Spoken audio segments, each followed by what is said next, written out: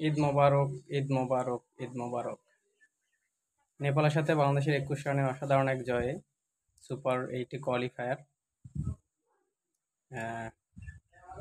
এই জয় বাঙালির প্রাণের জয় এবং বাংলাদেশ অসাধারণ খেলেছে। এরই মাঝে অষ্টম দল হিসাবে বাংলাদেশ সুপার ৮ কোয়ালিফায়ার করে। তানজিম সাকিবের অসাধারণ বোলিংয়ে ৭ রানে দিয়ে ৪ উইকেট এবং মুস্তাফিজের লাস্টের ২ ওভারে ১ রান দিয়ে ১ মেডেন দিয়ে ৩ উইকেটের অসাধারণ বোলিং নৈপুণ্যে বাংলাদেশ সুপার ৮ কোয়ালিফায়ার। ঈদের দিন আরও নতুন ঈদ। বাংলাদেশ সুপার ৮-এ অবশ্যই আফগানিস্তান, অস্ট্রেলিয়া, ইন্ডিয়ার সাথে ভালো করবে এবং আই বিলিভ বাংলাদেশ কোয়ালিফায়ার করবে সেমিফাইনালে। ইনশাল্লাহ, বেস্ট অফ লাক। বাংলাদেশ আরও অনেক সামনের দিকে এগিয়ে যাবে ঈদের দিন বাড়তি আনন্দ দেওয়ার জন্য।